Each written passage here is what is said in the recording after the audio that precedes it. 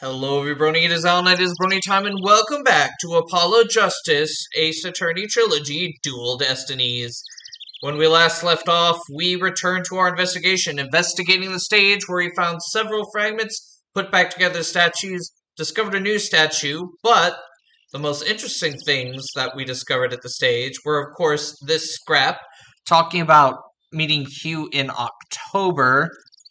We don't know what the 120 is. The blood-stained school banner that was probably used to send the body down to the stage. And we also talked to Miriam and kind of befriended her a little bit. And she gave us these burnt fragments and these pictures from when they were setting up on the 23rd. And I feel like those will be major pieces of evidence in the upcoming trial. But let's continue. We need to go check out the art room, which we're finally getting to the scene of the crime. Also, please let me know if this sounds too loud. I thought it felt a little quiet recently, so I tried upping it a little more. I hope it doesn't overshadow my voice too much. We will see. But let's continue. Excuse me. Well, here it is. The art room where the grisly crime occurred. Let's start looking. Stop right there. This is an active crime scene. No unauthorized personnel allowed. What? Can't you make an exception? You won't even notice where... Freeze! I don't think so. No exceptions. Now move along. Nothing to see here. Oh, he doesn't seem very accommodating this time. Let's try again later. Huh. Oh, I skipped.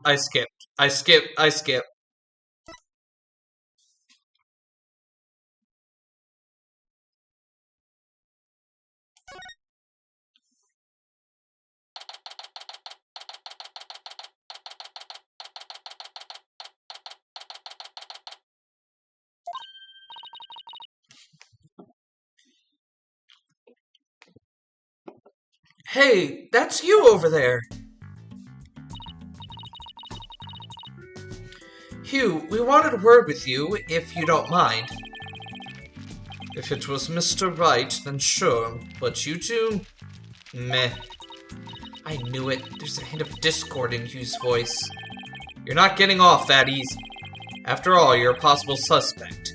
Plus, you actually confessed in court. Whatever.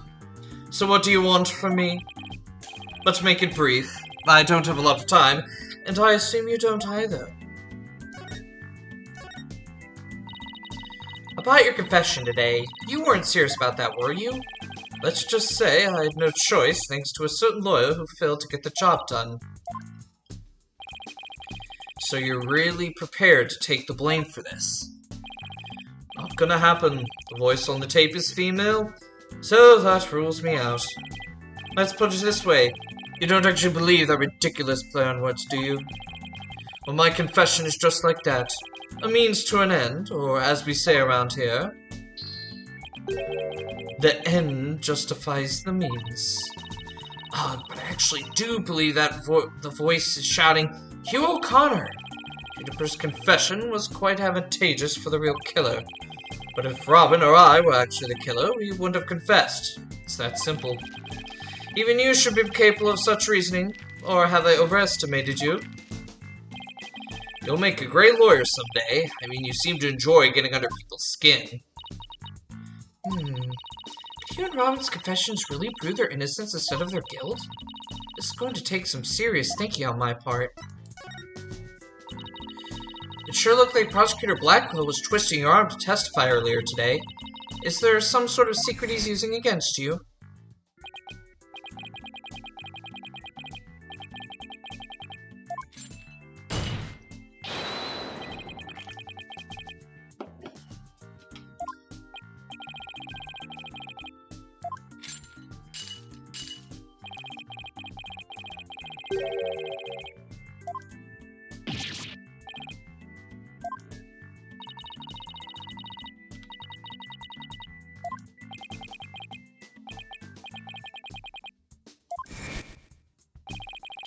You really are a rank amateur.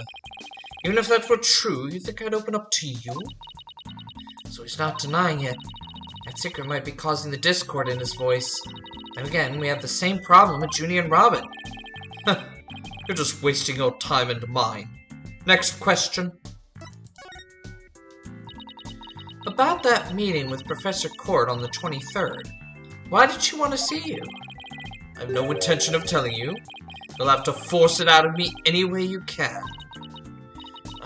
Professor Mean strikes again. Again, Hugh is in the lawyer course. But did Professor Court used to say that the only good result is the truth? So why don't you drop this whole charade and just tell me the truth? The truth? You to be so sure it will help you solve this case. The truth isn't necessarily a friend, nor Juniper's for that matter. No, you're wrong. I don't care what anyone says, I'm going to defend Junie the right way. Using the truth. It's the only way to honor Junie's wishes and Professor Court's memory. I see. Very well, Miss Sykes. I'll testify tomorrow about the truth you're so interested in. Hugh, but...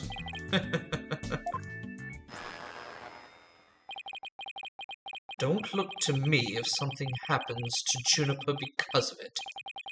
Understand? Oh, what's that supposed to mean? What a terrible thing to say. Thought you guys were friends. Yes, we were. Until just recently, actually. Were? I already told Juniper, so I might as well tell you. Don't really care about her anymore. What? Why? Just as I have my secrets, she has a side you've never seen. Juniper's not all sunshine and rainbows like you think she is. But what are you saying? This conversation is over. I said I don't have a lot of time, and I meant it. Hugh, wait! He's gone. He doesn't care about her anymore? Why would he say that? That didn't go so well. I guess we'll just have to pin our hopes on his testimony tomorrow. Athena, what do you say we head over to the art room? Might be a nice change of pace. Hopefully the police have completed their investigation. Alright, we don't really have much time left anyway.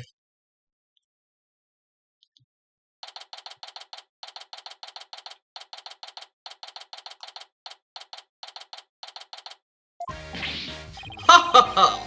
Why, if it isn't my little lawyer friends again! Thanks again for loaning that school banner for us earlier. Don't mention it. Helping those in need is what my brand of justice is all about. Right. So this art room is where the murder actually occurred? That's right. You can't see it with the naked eye, but there's blood on the floor. The area roped off in the middle of the room marks the spot. The police investigation is done, so if you want to look around, knock yourselves out. Find anything new, Detective Fulbright? Haha, good question. Unfortunately, the answer is nothing much yet. Sure is confident for having found nothing. If we're talking outside of the art room, there has been a major breakthrough. Oh dear. Unless I find out what that is, I don't know what I shall do. No need for the theatrics. I was told I could fill you in on this one. Wow, you saw right through me, Detective. I'm impressed. Looking to get arrested for murder via unwarranted flattery, are we?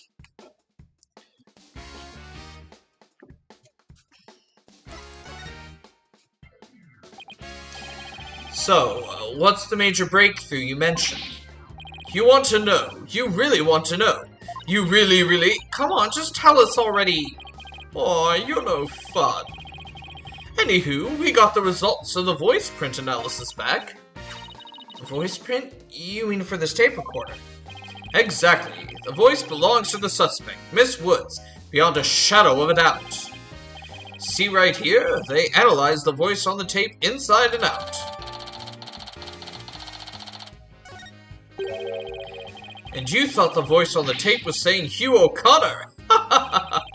Thanks for the good laugh, Miss Sykes. It's the last person I want laughing at me. So now there's evidence of Juniper shouting, "You're a goner," around the time of death. If we were to take this as truth, how are we supposed to make sense of it? I don't know. I can't think of any reason why Junie would shout that in the first place.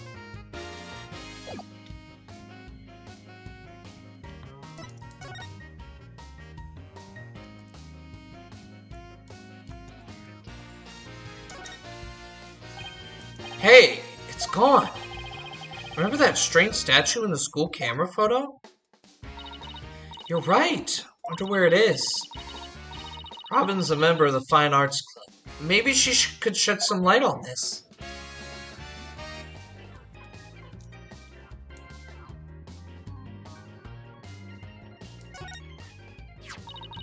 A mock trial script on the floor and nearby an envelope marked to use. Wonder if Miriam's script was ever really inside that envelope. Let's see here, by Miriam Scuttlebutt, and the title is Rogue et Noir, Crimson Blood and Dark Judgment. I wouldn't take part in that mock trial if she begged me. Says there are special rules allowing the payment of bribes while court is adjourned. Oh, and you can bring it in up to $3 worth of fabricated evidence. It also says, welcome to the darkest mock trial ever, where the ends justify the means. The prosecution claims this is a script that was supposed to have been used.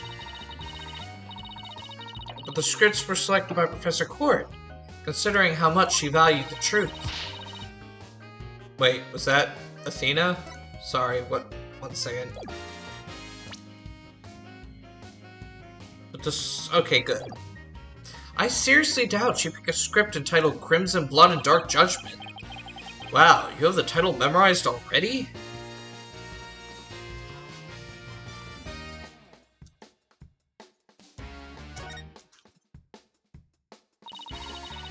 Look, a piece of pottery. Looks like it's already been fired. I bet Robin made it. I bet it won't last long, not with the way she deals with her own work anyway. Yeah, it seems like such a waste. I mean, this one already has some color on it. It looks just like the bloodstains, the way the glaze was dribbled onto it. Just like bloodstains? In justice we trust. That does look like bloodstains. We better examine it at once. I get it. Victim was stabbed in the middle of a room where the big bloodstain is, and then brought over here, at which point some of her blood dripped onto these pieces. That means the body very well could have been dropped from this window. In the mock trial script, the body was dropped onto a mat. Then a ball cart was used to move it over to the stage. The maintenance area is below this room, and the storehouse there has a mat and ball cart. So, even the moving of the body was carried out just like in the script. Killer sure had a thing for Junie's script. But what did you expect? That's why we suspected the defendant in the first place.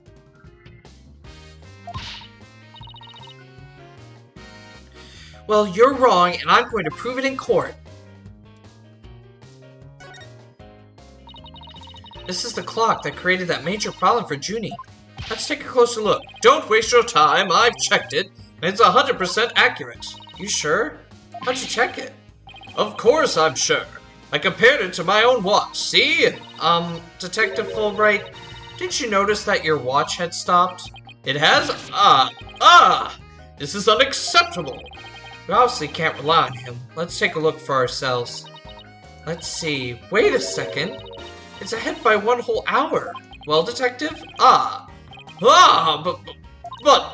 this clock must have also been an hour ahead when this photo was taken. If so, that would fit perfectly with Junie's testimony. Prosecutor Blackwell won't like this. I almost feel sorry for the detective. Almost. You can at least pretend to feel sorry by wiping that big grin off your face. But wait just 1 minute. The clock is an hour ahead right now, sure, but what proof do you have that it was running ahead on the day of the crime? Oh, we're going back to the first case in Ace Attorney. That's a good question. Wait, I think I just might have something... Detective Fulbright, you would agree that there is a moon outside this window, right? Sure, a nice crescent one. Like something out of a picture book.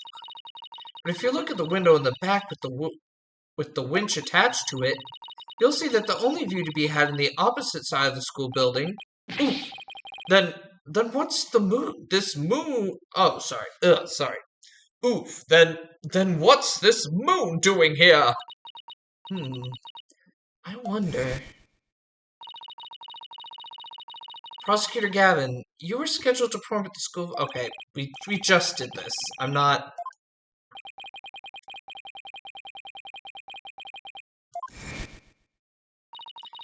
Isn't this the same as the one painted on the stage backdrop? The proof's right here, Detective. This shows it was 6 p.m. when the photo was taken.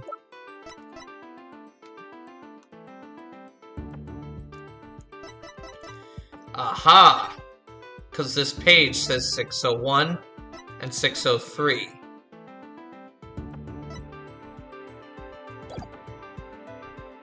Take that! I know what this moon really is, and if you look at this photo, you'll know too. This shows where the moon is, where that moon in the photo came from, and the truth of Junie's testimony. What? Where? Where does it show that? If you look right here, it will all become crystal clear. Right here, baby. Take that! They were still prepping the stage, so its backdrop wasn't in place yet. This photo shows them in the process of moving the backdrop into position. You can see that. That's the big board hanging here. Size matches too. But there's no picture. That's a crucial detail. It is, but I believe what we're seeing in this photo is the back of the board. The back of the... That's right. And at around 6 p.m. when this was taken, a photo of that same board was being taken from the front. What do you mean, from the front? The front is against the wall. That's where you're wrong. What about the window? Remember how we said the moon shouldn't even exist in this photo? Take a good look. Are you suggesting the moon is the one on the backdrop? Exactly. In short, this photo was taken while the backdrop was being moved. And as you can see here, it was around 6 p.m. when the backdrop was being set in place.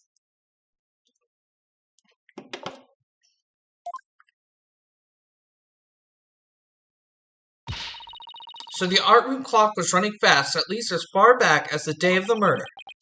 How can I ever face Prosecutor Blackwell now? Yes, I just blew a hole in the beach of the prosecution's evidence.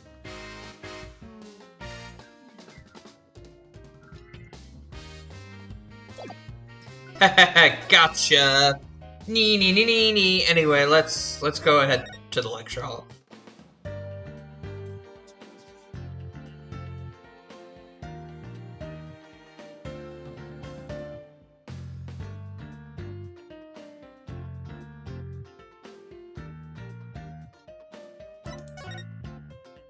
Okay. In all my experience playing Trilogy, if you don't get a then you miss something. So we missed something.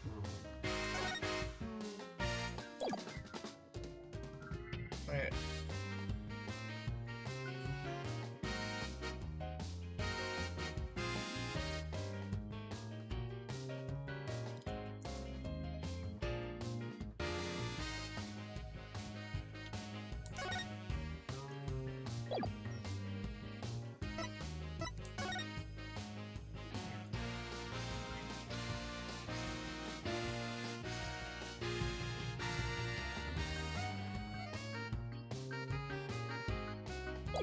Okay.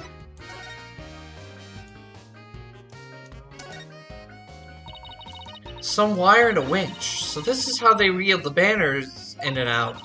There's a nice view of the stage from here. Prosecutor Gavin is still standing in front of the broken statue. So it really wasn't you, Apollo. Don't worry, you can tell me. I won't tell anyone. Oh, I'll never clear my name unless we catch the real culprit. Well, I think we've examined pretty much everything we can. By the way, did Prosecutor Blackwell happen to tell you anything about tomorrow's trial? In justice we trust. It's no use trying to pry more information out of me. Having just heard the clock had been 1 hour fast, means we're back to square one concerning the suspect's actions that day. I wonder what the main argument will be about now.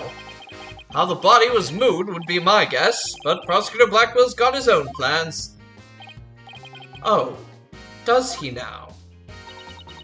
Detective Fulbright, try as you might, I won't say another word about the investigation. No, I wasn't going to ask about that. I was just wondering if you'd seen Robin. Oh, you mean Miss Robin Newman? She was just here a moment ago. She mumbled something about watching videos in the lecture hall.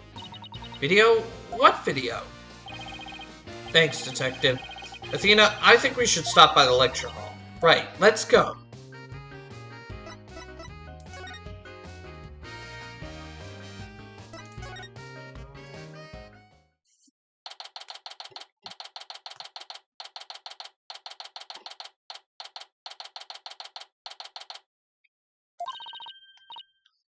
There she is. Robin! Hey, Robin! Oh my god, I don't remember what voice I did for her. Oh, Athena, Apollo. What are you watching there? Oh, it just so happens to be a video of the mock trial. I had to use a bit of coercion to get it, but the end justified the means, right? There it is again. Professor Mean sure has a lot of influence around here. Care to look into the true connection between the murder and the mock trial with me?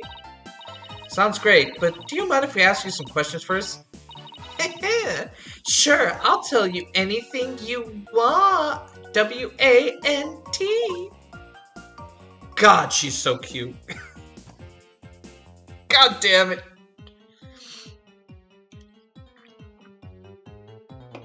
Ugh.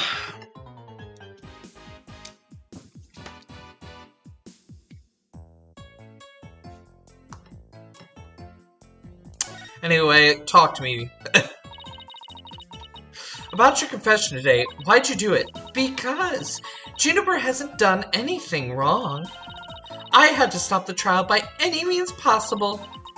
Right. The end justifies the means. So you're a follower of Professor Means too. Professor Means is a wonderful teacher, as was Professor Court. I like them B-O-T-H. She brushed that one off like a pro. But with that style of justice, you run the risk of breaking the law. Well, I'm prepared to quit school because of this case. What? Why? I want to be an artist! That's what I really want, man! But no! My parents forced me to study to become a prosecutor! But if the trial went south, you'd have to drop out and give up on being a prosecutor. That's what you're really after, isn't it? Talk about someone who literally changes at the bat of an eyelash. I guess she's been dealing with her own problems too. That totally makes sense. Yeah, I suppose so. But it doesn't make what she did right.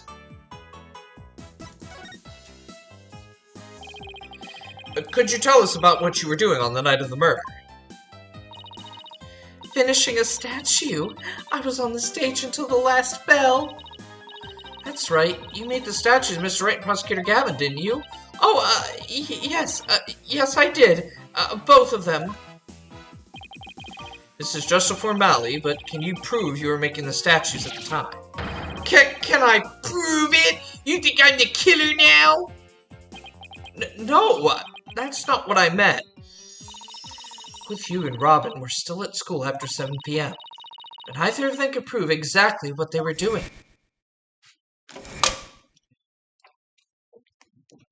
Could one of them really have murdered Professor Court?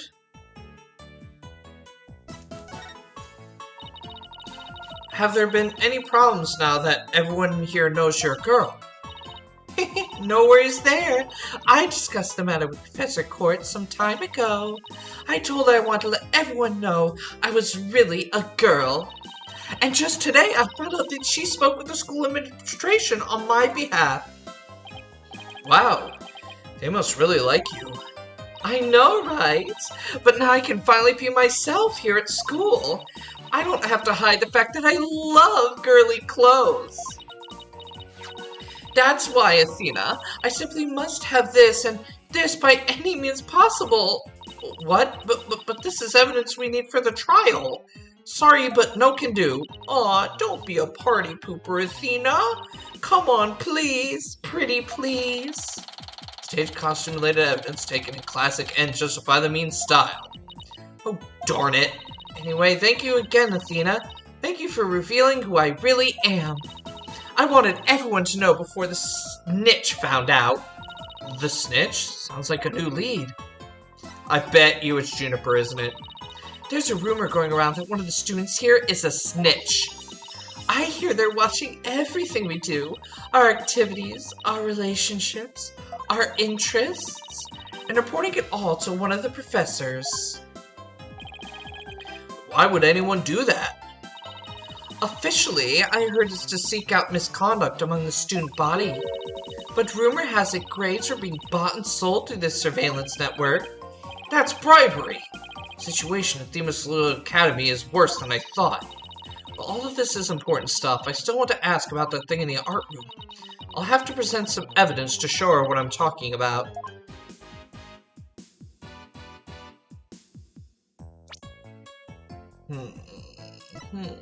School camera photo, maybe?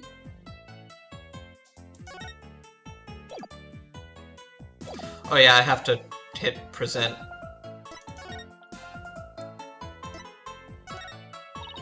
Robin, I just remembered something I wanted to ask you. This photo shows a piece of art on the table. Do you know what it is? Whoa! Look at the unique artistic sense! That has to be one of Professor Court's creations, man! Professor Court's artistic sense?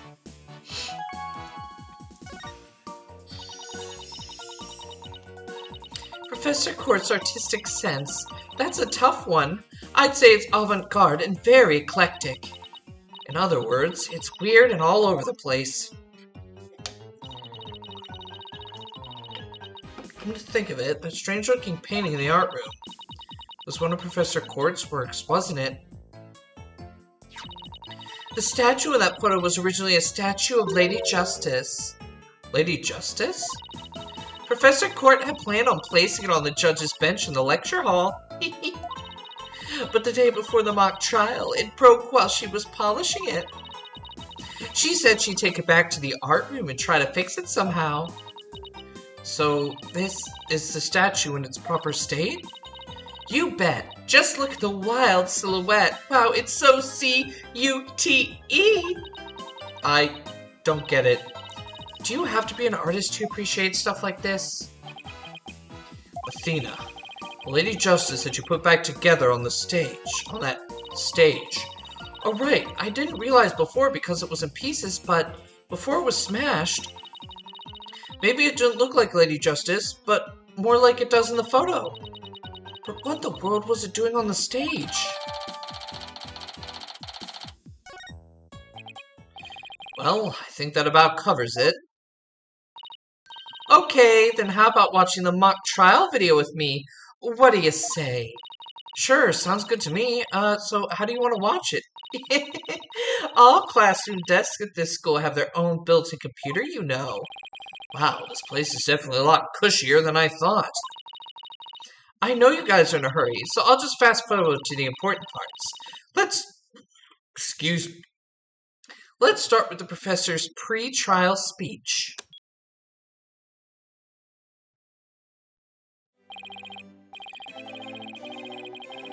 Good afternoon. Wait, shoot. Who is this? I forget. I don't know if it's Quartz or... Good afternoon. I would like to start by thanking you for coming here today. Oh, that sounds like Professor Means. The mock trial, the crown jewel event of the school festival, will begin shortly. Is the camera like this the whole time? Yeah, it's in a fixed position in front of the stage. When I was a student, I too could hardly wait for this day to come. How come teacher speeches always make me so sleepy? Let's just skip to the end of his speech. Whoa! Now, let the mock trial begin. Hey, what's the deal here? Why is Junie so large in this shot? Looks so like me, like she cut right in front of the camera. Juniper was also in charge of the audio. Even though she was already playing a part in the mock trial itself, she had to do it to keep the script details secret. She was all over the place that day. When she wasn't in the trial, she was in the audio control room, dealing with the music. Oh, so this is what the lecture hall looks like. Looks like there's a judge bench back by the screen and a witness stand up front. What about those balconies with the professors' names on them? Those are the faculty seats. Professor Means Professor Court were in charge of scoring the mock trial.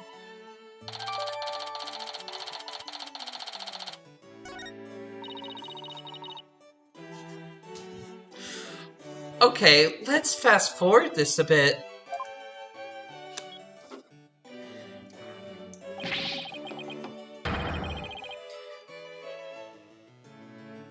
And that's why the defendant is definitely guilty!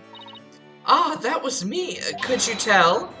Objection! A frail co-ed used her bare hands to stab her professor with an arrow. I don't think so. You read that line in the mock trial, Apollo, but you made it sound kind of weird. Cut me some slack. It was my first time reading that script. I think Juniper is going to speak next. I didn't do it. I had suffered a breakdown and pretty much lost it. It's true I shouted, "You're a goner," but I didn't mean it. Wow, what an emotional performance. She put a real actress to shame. Wait, could you go back and play that scene again? You really think that's necessary?